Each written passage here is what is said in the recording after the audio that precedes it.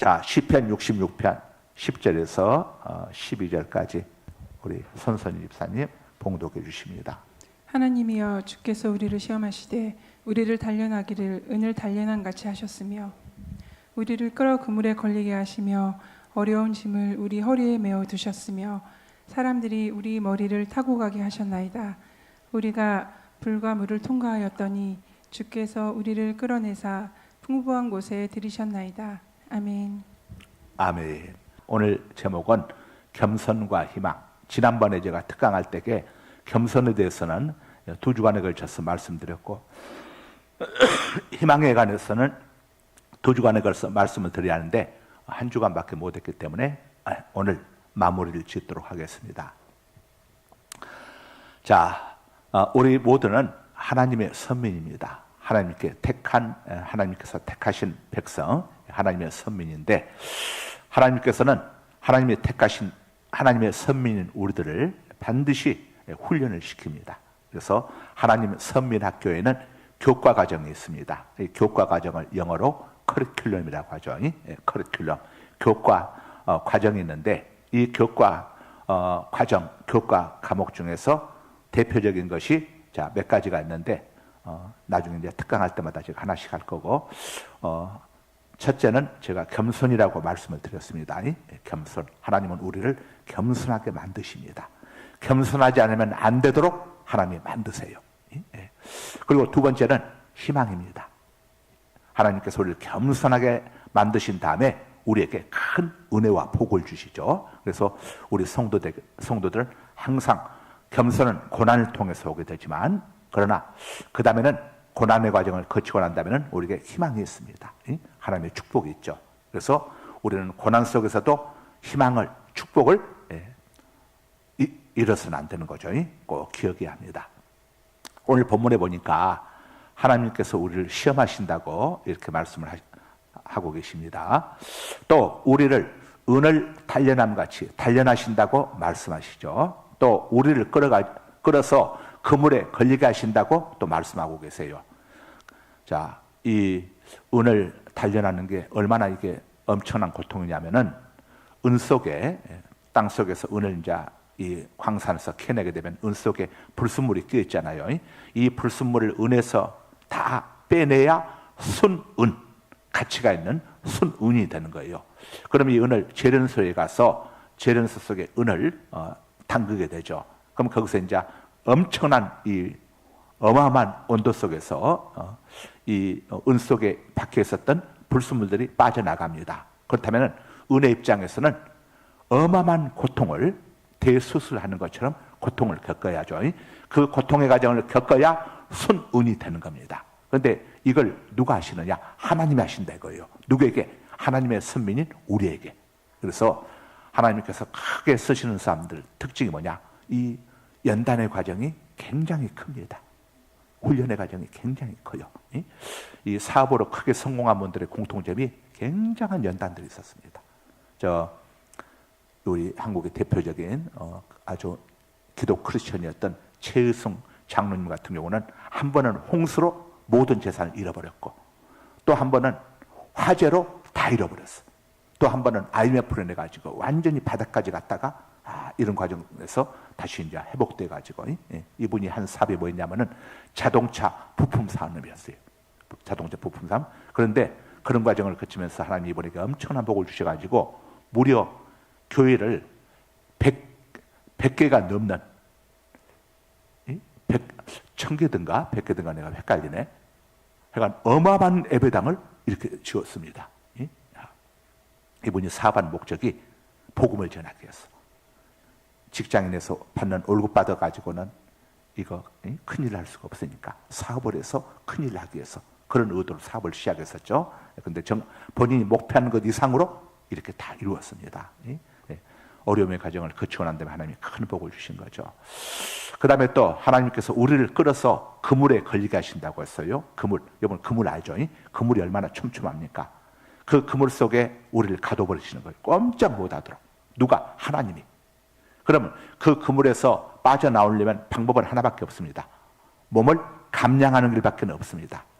물고기가 작은 물고기만이 빠져나올 수 있는 것처럼 우리가 감량을 해야죠. 그러니까 우리가 낮아지고 깨어지고 부서지고 무너지고 또 낮아지고 또 낮아지고 그때 그 하나님의 시험의 그물에서 우리가 빠져나올 수 있게 되는 것이죠.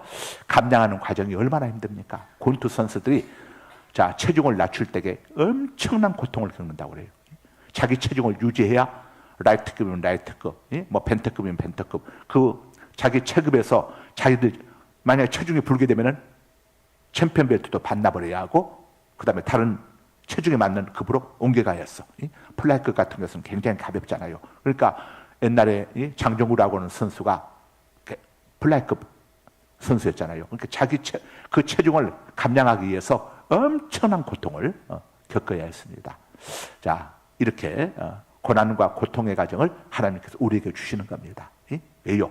우리가 하나님께서 우리에게 복을 주시는데 그 복을 받아 누리도록 하기 위해서 이런 고난의 과정을 우리에게 주시는 거죠. 그래서 그리고 또 사람들로 하여금 우리 머리를 밟고 가게 하신다고 그랬어요. 타고 가게 하신다는 말은 머리를 밟고 가게 한다 이거요. 이거 우리 머리를 밟아보세요.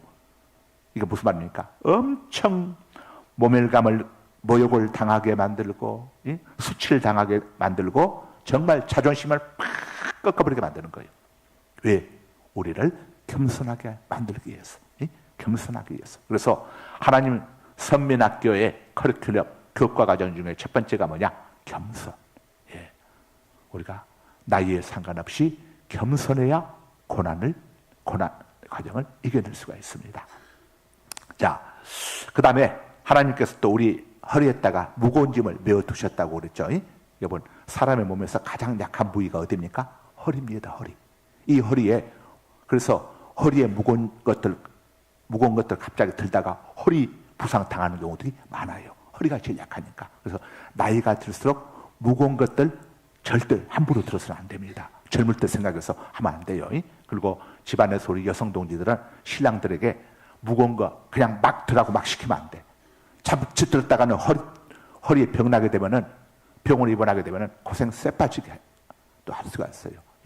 출근도 못 할 수가 있고. 그래서 절대 이 가급적이면은 무거운 것들 때는 꼭 이 집안에 작은 구루마 같은 거라도 한다 준비해 가지고 거기다가 해서 쭉 이렇게 구루마로 옮겨 나르도록 이렇게 해야 합니다. 왜냐하면 무거운 거 들고 평소에 운동 안 하던 분들이 무거운 들고 제가 직장 생활 때에 덩치도 멀쩡해. 육군사관학교도 나왔어. 근데 이 양반이 갑자기 뭐 하다 무거운 거 한번 듣다 허리가 삐끗해 가지고 엄청나게 오랜 세월 동안 고생하는 분을 봤어요. 육사까지 나오신 분이고 덩치도 좋은데 허리가 약한 거예요. 허리 부분이. 운동 평소에 안 하다가 갑자기 청년 때 생각을 하고 무거운 거 그가 내가 들겠다고 해서 들다가 큰일 나는 겁니다. 큰일 나는 거. 허리가 그렇게 약해요. 굉장히 조심해야 합니다. 허리를. 그런데 거기에다가 무거운 짐을 메어 두었으니 달릴 수가 있습니까? 하나님이 못 달리도록 무거운 짐을 메어 두신 거예요. 결혼한 아내가 도망치고 싶은데 하나님이 도망치지 못하도록 새끼 하나를 딱 달아놓았어. 도망치려고 하는데 아기가 엄마 하고 부르는 거예요. 보따리 싸들고 도망치려고 하는데 아기가 엄마 어디가 하고 후려대끼면 꼼짝 못하는 거예요. 아마 우리 분들 중 우리 여성 동지들 중에서도 과거에 그냥 신랑 때문에 시집살이 힘들어가지고 보따리 싸들고 도망가려고 했다가 애석기가 그냥 빽 우려된 통에 그냥 문턱을 넘어섰다가 돌아선 분들도 많이 계실 겁니다. 자, 하나님께서 이렇게 무거운 짐을 우리에게 딱 붙여주십니다. 왜요? 우리를 낮추시기 위해서 겸손하게 하고 자, 그런 과정을 통해서 우리에게 복을 주시기 위해서. 그래서 우리가 이런 불시험과 물시험을 오늘 본문에 있는 것처럼 통과해야 하는데 통과는 누가 하느냐? 하나님이 통과시켜주는 게 아니에요. 다른 것은 전부 하나님이 하시는데 통과는 누가 해야 합니까? 내가 해야 했어. 어떻게? 내가 겸손해지고 또 인내하면서 겸손해지고 인내하면서 겸손과 인내는 함께 갑니다. 믿음과 겸손과 인내는 함께 가는 거예요. 함께 쭉 히브리서 6장 10절 히브리서 6장 14절 15절에 뭐라고 합니까? 내가 너를 반드시 복주고 복주며 번성케 하고 번성케 하리라 하였더니 그가 이같이 오래 참아 마침내 복을 받아내라. 오래 참아야 합니다. 고난 속에서 방법은 하나밖에 없어요. 참는 것밖에 없습니다. 그냥 참는 게 아니에요. 어떻게 참아야죠? 눈이 좀 따가워서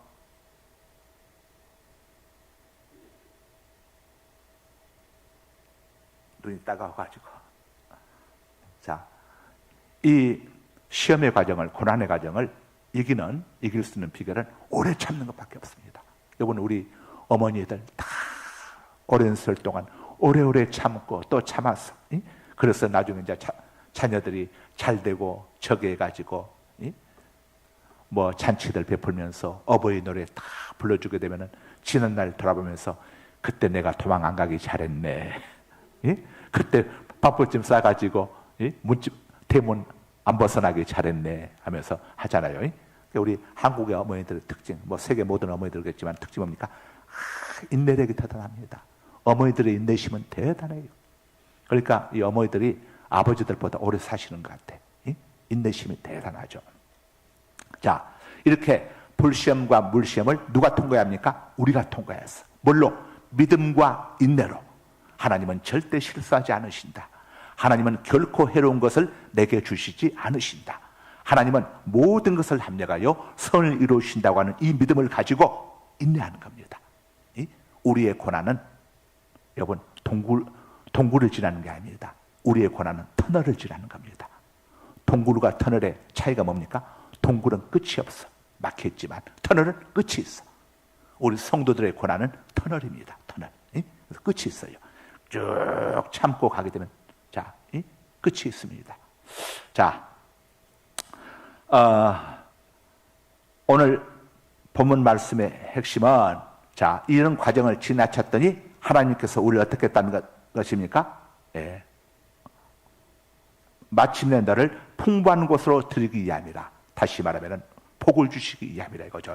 형통한 복을 주시기 위함이라. 내가 너에게 이런 고난, 정말 무거운 짐을 네 허리에 메어 놓고 너를 끌어서 그물에 걸리게 하고, 그 다음에 또 은을 단련한 같이 너를 단련하고, 그 다음에 정말 이런 고난과 어려움들 내게 준 이유가 뭔 줄 아냐? 내가 너에게 복을 주기 위함이다. 그리고 그 복을 누리도록 하기 위함이다. 복을 아무리 받아도 이런 과정을 거치지 않게 되면은 받은 복을 누리지 못합니다. 그래서 하나님께서는 우리에게 복을 하나님 우리에게 복을 안 주시겠습니까? 하나님은 복 주시기를 기뻐하시는데 창세기에서부터 시작을 해가지고 하나님 우리를 지으시면서 우리에게 복을 주셨지 않습니까? 생육하고 번성하여 창달하고 우리에게 복을 주셨어. 그런데 왜 우리에게 복을 주시는 것을 우리가 기다린 만큼 빨리 주시지 않느냐? 이 복 때문에 자칫하면 이 복이 화가 되는 수가 있어. 하나님 주신 복 때문에 우리 인생이 망가질 수가 있어요. 뭐 탤런트 되시는 분이 요즘으로 말하면 강남 아파트 100채값을 부모로부터 물려받았는데 그걸 누리는 법을 배우지 못했기 때문에 전부 다 탕진해버리고 배우자하고도 이혼을 하고 자식들과도 남남이 돼가지고 살지 않습니까? 그렇게 그분에게는 복이 그 어마어마한 유산이 오히려 독이었어요.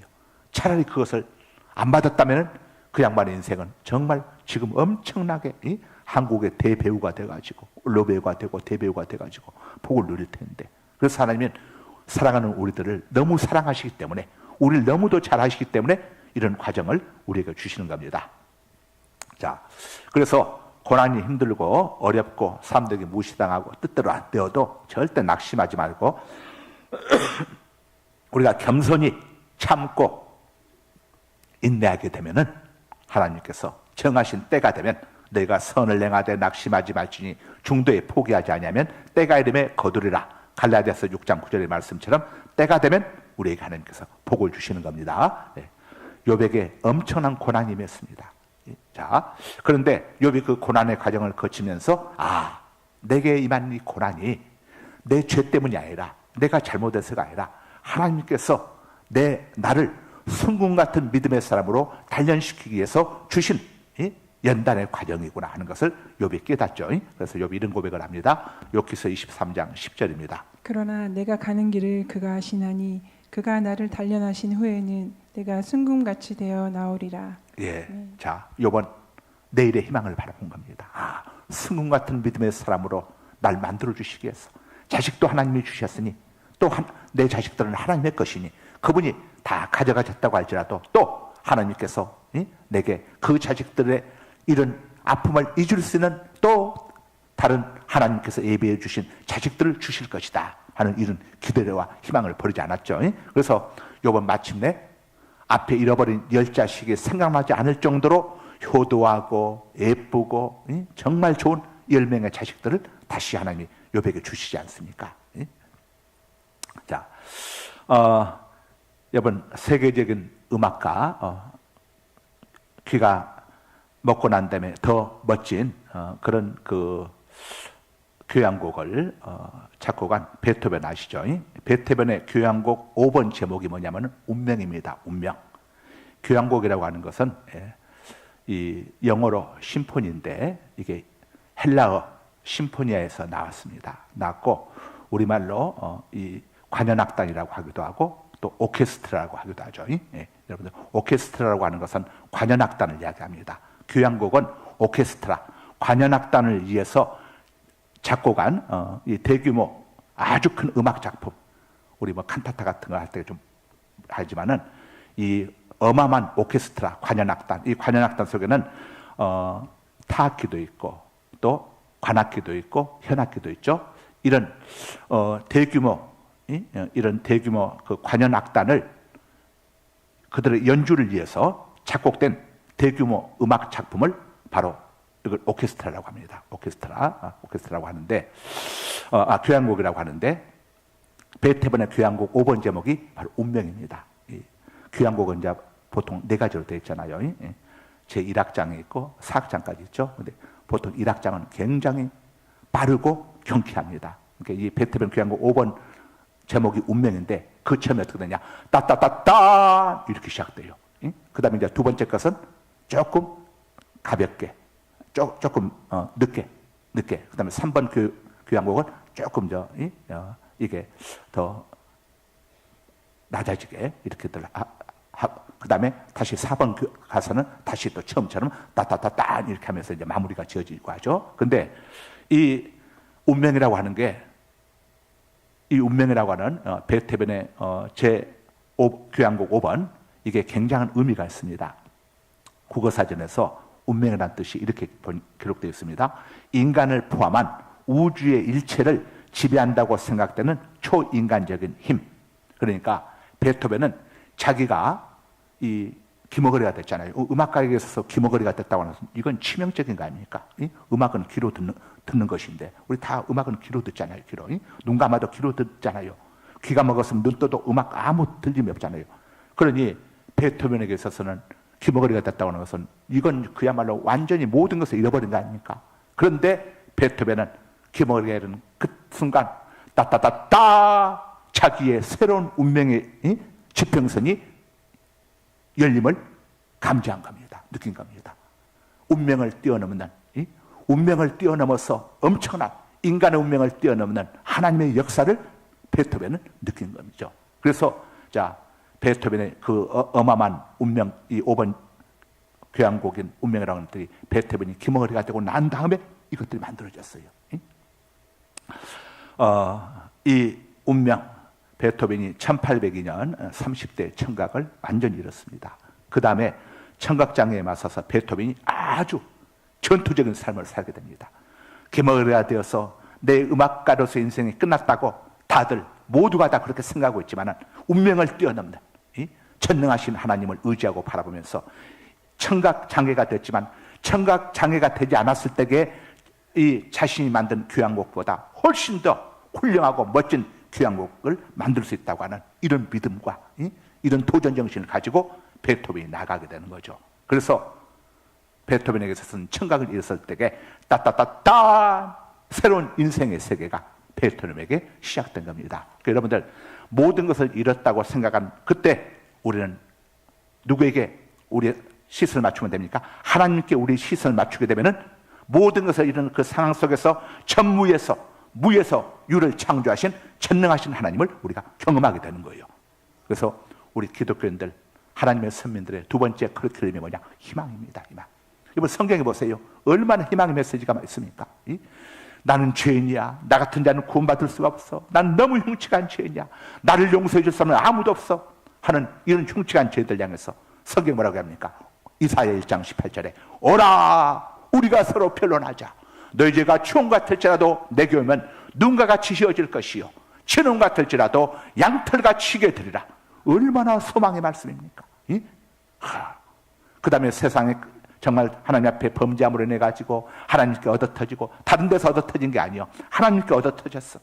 하나님께 얻어터졌으니 희망이 없잖아요. 그런데 성경이 뭐라고 얘기합니까? 오라 너희 죄가 오라. 저 호세아 6장 1절에 오라. 갑자기 생각이 안 나냐? 내가 너희를 호세아 6장 내가 너희를 찢었을지라도 오라 우리가 여호와께로 돌아가자. 갑자기 이사야 18장하고 오라가 똑같아 보니까 헷갈렸어. 호세아 6장 1절에 오라 우리가 여호와께로 돌아가자.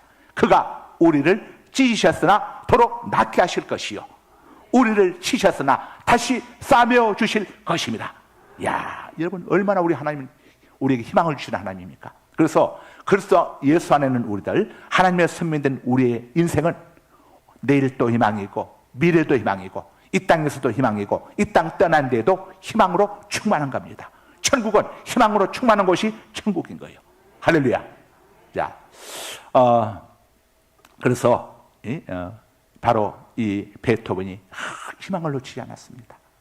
여러분 눈먼 헬렌 켈러처럼 봉사가 되고 기머거리가 되고 벙어리가 되어도 희망을 잃어버리지 않게 되면은 사람들을 살리는 이런 역사를 일으킬 수가 있는 거예요.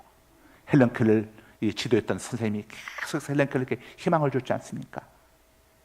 우리는 어떤 경우에도 희망을 잃어서는 안 되죠. 우리에게는 전지하시고 전능하신 하나님이 항상 우리와 함께하고 계시기 때문에 우리는 어떤 경우에도 희망을 잃어서는 안 됩니다. 베토벤의 친구 신들러라고 하는 사람이 이런 말을 했다고 합니다. 내 친구 베토벤이 운명을 찾고 가면서 나는 청각을 잃었을 때 초월적인 힘, 하나님이 내 인생의 문을 두드리는 운명적인 힘을 느꼈다. 이렇게 베토벤이 고백을 했다고 합니다. 거기에서 베토벤이 영감을 받아가지고 따따따딴 따따따딴 따따따딴 바로 운명이라고 하는 귀한 곡을 작곡을 하게 된 겁니다. 지난번 8월에 목포 사랑교회 갔을 때에 백동주 목사님이 이런 간증을 했습니다. 이 양반이 그 버전으로 이야기하자면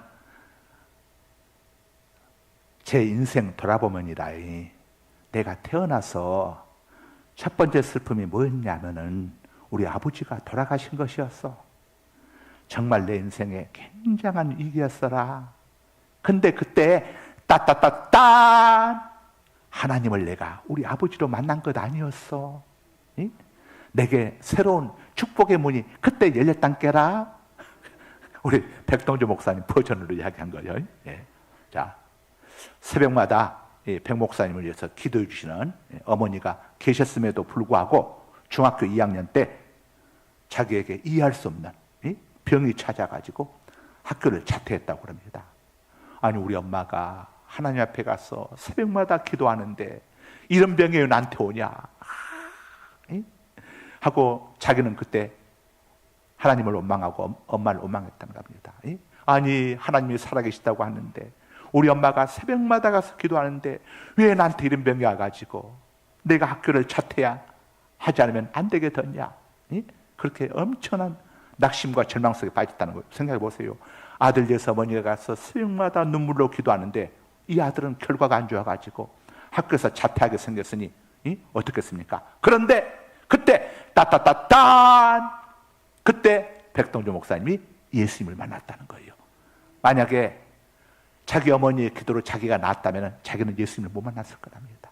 그런데 어머니의 기도로도 안 된 그때 하나님은 야 동주야 나는 네 어머니 기도보다도 나는 너를 직접 만나고 싶어. 네가 네 엄마의 기도로 내가 너를 고쳐주면 너는 나 안 찾을 거야. 그래서 네 엄마가 기도했지만은 나는 너 안 고쳐준 거야. 왜냐? 내가 널 미워서가 아니라 네 엄마 기도를 안 들어서가 아니라 나는 너를 만나고 싶거든.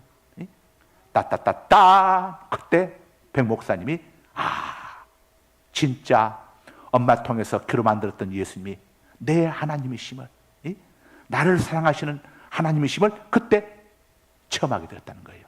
여러분들 가족들 위해서 기도하면서 낙심할 이유가 전혀 없습니다. 하나님이 우리 신랑이 하나님을 직접 만나기를 원하시는구나. 우리 아이가 하나님을 직접 만나기를 원하시는구나. 이건 부모의 기도로 자녀가 잘 될 수도 있습니다. 주님 만나지 않고. 그러나 그 자녀는 부모가 세상을 떠나고 홀로 세상에 또 살아가게 되게 타락하기가 쉬워요. 되게 그래서 이 모태신앙 가지고 태어난 사람들이 중간에 많이 타락을 합니다. 왜냐? 자기가 직접 하나님을 만난 경험이 없다 보니까. 그러다가 고난의 과정을 거치면서 그때서야 깨닫고 회개하고 돌아와서 하나님 만나고 인생이 새로워지는 경우도 많이 있잖아요. 그래서 여러분들이 혹시 가족들 위해서 기도할 때에 응답이 안 된다고 낙심하지 말고 따따따따 하나님이 우리 아이들 직접 만나주기를 원하시는구나. 여러분 이걸 깨달으셨어. 그래서 자녀들에게 그걸 들려주셨어. 내가 기도해 보니까 하나님이 네가 하나님 찾기를 원하신단다. 이런 이야기들 자녀들에게 들려줘야 합니다. 이 백동주 목사님이 또 이런 간증도 하시더라고요. 자기가 강도사 때, 전도사 다음에 이제 강도사 다음에 이제 목사가 되지 않습니까? 강도사 때 어느 아주 어려운 교회에서 자기한테 청빙이 들어왔답니다. 근데 아니 왜 목사님을 청빙 안 하고 강도사에 나를 청빙했지? 그리고 가서 봤더니 교회가 완전히 두 표로 나뉘어가지고 그냥 서로 쌈박질이 나가지고 난리가 났다. 이건 목사님을 모실 수는 그런 교회는 아니고 그렇다고 주의종을 모셔야 하니까 그래서 강도사인 자기를 이렇게 청빙을 했다는 겁니다. 그래서 가가지고 하나님 앞에 정말 울고 기도하고 또 울고 기도해가지고 1년 만에 예배당을 수습을 다 해놨답니다. 그래서 이제 서로 화해를 하고 교회가 회복이 되고 딱 그랬더니 하루는 이제 거기 장로님이 이제 부르시더래요. 강도사님, 이제 우리 교회는 수습이 다 되었네요. 딱 강도사님이 와서 이렇게 어떡떡하네 오셔서 이렇게 수고하고 애써가지고 우리 교회는 이제 다 하나가 되었어라. 근데 교인들이 안 그래요, 강도사님. 어떻게 우리 교회가 그래도 건물도 있고 이렇게 하고 한데 강도사님 모시고 있으면 되겠냐고. 그래도 서울에서 좀 훌륭한 목사님 모셔야지 않겠냐고. 다들 안 그래요. 나야 강도사님 모시고 싶은데 사람들이 그러니 어쩌겠어 그러더래요. 그게 무슨 말입니까? 나가라 이거지, 나가라. 그러면서 사택 표줘야겠어 그러더래요. 그래서 1년 만에 해고 통지를 받았답니다. 죽어라고 기도하고 전도하고 말씀 전하면서 교회 큰 문제 다 수습해 놓았더니 그 결과는 교회와 교인들로부터 버림당하는 것이었어요. 차라리 문제가 좀 더 아마 속으로 그런 마음 가졌겠죠. 에이, 이놈은 문제 좀 오래 끌고 갈 걸. 괜히 빨리 수습해 놨다. 목사 안수 받을 때까지 그냥 문제 끌고 갈 건데. 그런데 그때 따따따따따 그때 백동주 목사님의 개척을 시작하게 됐다는 거예요. 오메 목사님들, 그때라니 내가 그때 그 교회에서 만약에 그대로 있었으면 오늘날에 목포 사랑교회가 생겨났겠어. 그때 거기서 해고당해서 목포 사랑교회가 태동된 거 아니겠어? 여러분, 하나님이 하시는 일은 알 수가 없어. 여러분 자녀들이, 아들들이, 배우자가 직장에서 해고당하고 해직당했다고 절망할 거 없어. 하나님이 더 좋은 길을 입에 두고 계셔. 그때 따따따따 열리게 되는 거예요. 여러분 자녀들이 원하는 어떤 대학 저기에 안 들어갔다고 해서 낙심할 것도 없습니다. 저기 할 것도 없어. 하나님의 더 좋은 곳을 또 다 입에 두고 있어. 우리가 생각할 수 없는, 도저히 우리가 생각할 수 없는 이 엄청난 것들을 하나님께서 다 입에 두고 계시는 거예요. 자, 교인들로부터 버림받은 그때 백동조 목사님의 목포 사랑교회가 태동이 시작된 바로 그날이었음을 누가 알았겠습니까? 서울 명성교회 김삼 목사님 아시죠? 우리 한국의 대표적인 아주 큰 교회 대교회 목사님 아닙니까? 근데 이분이 부목사 시절에 설교 못한다고 해서 사역하던 교회에서 쫓겨났다고 그래요. 그때 아주 많이 회자되던 이야기인데 저도 이제 들었는데, 그래서 양반이 교회에서 쫓겨나가지고 이제 서울 명일동에는 568번 종점, 우리 송성희 목사님이 살던 집이 그쪽에 있었어요. 그래서 내가 송 목사하고 데이트 연애할 때에 568번 타고 가서 만나고, 또 데이트 끝나면 그거 타고 또 서울 석관동까지 또 가고 했었는데, 거기 종점 근처에다가 명성교회를 개척을 한 겁니다. 만약에 이분이 그냥 거기서 쫓겨나지 않았다면 거기다 명성교회 개척을 안 했을 거예요. 근데 거기다 명성교회 개척해서 오늘날 대교로 성장한 거 아닙니까? 힘든 순간을 만날 때마다, 여러분 어려운 시험을 만날 때마다, 정말 이제는 내 인생이 끝났다고 생각할 그때에 따따따따 베토벤의 운명 교향곡을 여러분이 생각해 보시기 바랍니다. 저는 직장을 퇴직하고 저 상갈동 지하에서 이제 개척을 딱 하면서 저는 속으로 그렇게 생각했어요. 와, 이제 나는 죽었다. 나는 죽었다. 밥이나 제때 못 먹어야 하는데, 밥도 제때 못 먹으면 어떠지? 사람들 하나도 안 오면 어떻게 되지? 저 상가 지하에서 그냥 저기 하면 어떠지? 그런데 그때 따따따따, 그때가 이제 인생 대상갈 소망교회 열리고, 우리 교회가 아프리카에 고등학교를 짓고, 여러분 대한민국에 있는 교회들 중에서 많은 교회 같지만 이렇게 고등학교를 세울 수 있는 교회가 대한민국 땅에 몇 프로나 되겠습니까? 물론 뭐 적잖이 있겠죠. 있겠지만은 저 아프리카 땅에 이렇게 고등학교 학교를 딱 세울 수 있는 교회가 얼마나 있겠어. 이거 돈만 있다고 세울 수 있는 게 아니에요. 하나님이 기회를 주셨어. 여러분 8,000평이라고 하는 땅, 이거 산다고 생각해 봐요. 어마어마한 돈이 들 거예요. 어마어마한 돈이. 8,000평이. 그런데 우리는 돈 한 푼 안 들고 그냥 거저 주어진 땅에서 학교를 세우고, 초등학교 중학교는 이미 있고, 그곳에가 초등학교도 있고 중학교도 있고 또 무슬림 초등학교 중학교도 있어요. 그런데 이제 우리 기독교 우리 한익준 우리 선교사님이 본인의 재산을 다 바쳐가지고 초등학교 중학교는 세웠잖아요. 근데 고등학교는 세울 여력이 없어서 못 죽고 있는 곳에, 그곳에 고등학교가 없단 말이에요. 근데 그 고등학교를 하나님께서 우리 상갈소망교를 통해서 그곳에, 여러분 우리 하나님께서 세우고자 하신다면 대한민국 땅에 교회가 얼마나 많은데, 그 많고 많은 교회 중에서 우리 상갈소망교를 딱 택해가지고 이렇게 하잖아요. 하나님이 우리 교회를 아주 자유롭게 쓰세요. 우리 교회의 특징이 뭡니까? 하나님이 쓰시기 편한 교회가 우리 교회입니다. 우리 교회는 우리 장로님들이 아주 이렇게 마음이 하나 돼가지고 어떤 일들을 목사가 하려고 하면은 우리 장로님들이 태클 거는 게 없어. 그냥 담임 목사들을 믿어주고 신뢰하고 지지해주니까 하나님이 일하시기 너무 좋은 거예요. 그래서 여러분 살라는 명사 보세요. 우리가 15년 동안 살라는 명사도 하면서 딱 10년째 10일에 마치고 10년째 딱 마치고 나날 하나님이 상갈동에서 새벽기도 하는데, 야 10년 동안 고생했다.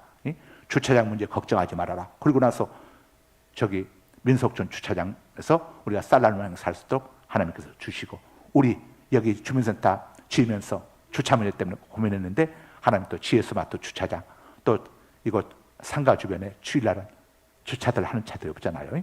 하고 이제 여기 민속촌 주민센터가 들어섰는데 보니까 주차할 수 있는 주차 대수가 38대. 김종인 목사님 38대라고 했죠? 네, 38대. 1층에는 이제 전기차하고 아마 장애인차들 주차할 것 같고 지하에 38대. 우와, 주민센터 주차장은 지역 주민들 위해서 토요일 주일에 공일에 자동으로 오픈합니다. 무료고. 거기서 38대. 와, 여기 우리 GS마트 주차장에 주차하는 우리 교회 차들이 35대가 안 넘어요. 김 목사님 그러죠? 35대가 안 넘어요. 50대를 우리가 계약했는데 사람들이 주차장이 좁아서 안 들어간 게 아니고 이 근처에 주차할 공간이 너무 많아서 안 들어가는 거예요. 거기까지 안 들어가도 이 주변에 상가 전부 다 주일날은 공휴일은 쉬잖아요. 문 닫으니까 주차할 수 있도록. 야, 여러분, 이 정도 주차장을 우리가 땅을 산다고 생각해 보세요. 돈이 얼마나 들어가겠는가? 어마무시한 돈이 땅에 박혀버린데 우리는 그 방법을 택하지 않고 하나님 기뻐하시는 방법을 선택해서 하니까 하나님께서 다 만세 전에 상갈소망교회는 그런데 땅에다가 투자하지 않고 저기에다 투자하지 않고 사람 영혼 살리고 사람 살리는데 투자는 그런 교회다. 하나님이 다 인정해 놓으셔서 예배해 주셔서 이 땅을 이 택지개발주가 될 때에 이 용인에 얼마나 많은 교회들이 여기다가 안에 들어와서 예배당 지으려고 했는데 저 위에 저기 종교부지 항구대에는 아무 교회도 들어오지 못했잖아요. 왜냐? 이 안에는 교회를 지을 수가 없다고 했기 때문에. 근데 우리 교회한테만 딱 하나님이 이 비밀을 알려주셔가지고 저에게 알려주셔가지고 여기 우리가 예배당을 짓고 이렇게 하지 않습니까? 하나님이 우리 교회를 너무 잘 아시는 거예요. 상갈소망교회는 믿을 수가 있다. 자, 그래서 여러분 아마 대한민국의 우리 교회처럼 이렇게 주차장을 자유롭게 한 평의 땅도 없으면 주차장 공간 우리 여기 있는 거 몇 대밖에 없잖아요. 이거 하면서 이렇게 자유롭게 주일날 이용할 수 있는 공휴일날 이용할 수 있는 교회가 과연 대한민국 땅에 몇 개 교회나 있겠냐고. 없어요. 이렇게 주민센터들이 있어도 옆에가 주택들이 많아가지고 주일날 되면 그 주택들 차를 전부 주차해버리니까 교회 차들은 얼씬도 못해. 근데 우리는 전부 다 멀찍이 떨어져 있잖아요. 여기 택지개발지고 나서 멀찍이 있기 때문에 여기다 차를 주차하고 자기 집에까지 걸어가는 사람은 아무도 없어. 아무도 없어. 어떻게든지 집 가까이 가려고 하지. 야, 정말 천에 기가 막히게 하나님이 한번 생각해 보세요. 얼마나 하나님 우리 교회에 베풀어준 은혜가 엄청난가. 하나님 우리 교회를 신뢰하고 믿어주는 거예요. 그러니까 그 많고 많은 교회 중에서 이번 이 선교관도요, 오신 선교사님들이 이번에 오신 선교사님 지금 오신 선교사님 가족들 와서 우리 선교관을 보더니 우리 민집사님 이야기하는데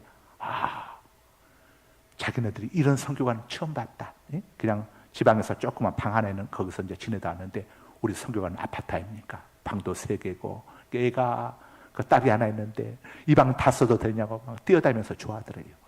우리 선교관이 얼마나 좋습니까? 또 우리 이명수 목사님이 선교관을 호텔보다 더 멋있게 관리해가지고 정말 삐까뻔쩍해. 그리고 거기에 모든 게 다 갖춰져 있잖아요. 그분들이 깜짝 놀란 거 이번에도. 우리가 차량도 제공하지. 이번에 차를 가지고 와서 이번에 오신 분은 차를 안 쓰는데 우리가 오신 분들 차량도 산타페도 제공해 주지. 거기에 세탁기, 냉장고, 건조기까지 다 되어 있지. 모든 게 침대 다 배치되어 있지. 뭐 인터넷까지 다 갖춰져 있고 냉난방기까지 다 준비되어 있지 않습니까? 호텔보다 나은 이런 것들을 해서 그래서 한익준 선교사가 처음으로 아파트 선교관에 들어와서 그걸 이제 머물면서 저하고 대화하는 가운데 이제 학교 관계를 알게 돼서 우리가 하게 되었지 않습니까? 선교관을 했기 때문에 이런 학교를 할 수 있는 기회가 또 우리에게 주어진 거죠. 야, 그래서 우리 교회가 이렇게 정말로 멋진 선교관과 선교사님에서 차량도 다 무상으로 무료로 제공해주고 이런 것들 주님이 다 기억하십니다. 그리고 여기 우리 교우들의 헌신을 하나님이 다 보신 거예요. 그래서 하나님이 다 보시고 나서 이런 상갈소망교회에 맡겨야겠다. 그래서 살라노 행사도 한 번도 얼굴도 본 적이 없고 만난 적도 없는 박영복 권사님 통해서 여러분 15년 동안 우리가 하고 있잖아요. 15년 동안요 남남엔 그 권사님하고 우리하고 이걸 한다는 건요 이거 쉬운 게 아닙니다. 부부간에도 어떤 일을 같이 하다 보게 되면 갈등이 있고 문제가 생겨서 하는데 이 박영복 권사님이 우리 교회를 전적으로 신뢰하고 목사님 앞으로 30회까지 같이 하십시다. 저한테 목사님 30회까지 같이 하다 저 천국에 가고 싶어요 그러시더라고. 근데 그만큼 이분이 우리 교회를 신뢰해주고 믿어주는 거죠. 우리 교회가 하는 걸 보니까 우리 교회 정말 사심없이 하잖아요. 다 헌신해가면서 이분이 너무 좋은 거예요. 본인이 쌀은 이렇게 제공하지만은 교회가 거기에 욕심내지 않냐고 정말 교회도 헌신해가지고 이렇게 해주니까 본인이 너무 좋은 거예요. 하나님이 우리 교회를 우리 상갈소망교회를 믿어주고 계시고 그러니까 써주시는 거지. 하나님께 쓰임받는 게 얼마나 축복입니까?